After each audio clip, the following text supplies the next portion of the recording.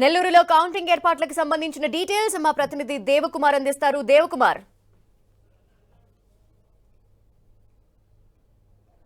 ధనలక్ష్మి, మరికొద్దిసేపట్లో నెల్లూరు జిల్లాకు సంబంధించి కౌంటింగ్ ప్రక్రియ ప్రియదర్శిని కాలేజీలో జరగబోతోంది. అయితే దీనికి ఇప్పటికే అన్ని ఏర్పాట్లు కూడా పూర్తి చేయడం జరిగింది. అంటే 8 గంటలకు ఈ కౌంటింగ్ ప్రక్రియ ప్రారంభమవుతుంది. మొదటగా పోస్టల్ బ్యాలెట్ కౌంట్ చేస్తారు. ఆ తర్వాత అరగంట తర్వాత ఈ ఈవీఎంలు కూడా లెక్కించడం జరుగుతుంది. అయితే నెల్లూరు జిల్లా వ్యాప్తంగా చూస్తే 15,48,183 మంది తమ ఓటు హక్కును వినియోగించుకున్న పరిస్థితి. అయితే మొత్తం ఈ ఓటు హక్కును కూడా 2,367 పోలింగ్ కేంద్రాల్లో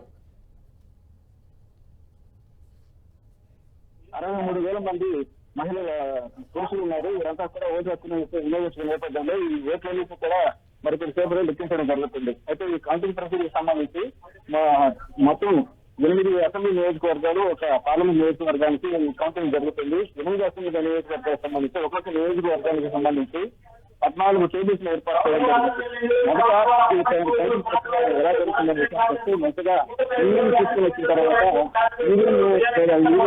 ఏ పోలీస్ కంట్రోల్ యూనిట్ నంబరు, అదేవిధంగా దాంట్లో పోలైన ఓట్ల వివరాలన్నింటినీ కూడా ఓకే.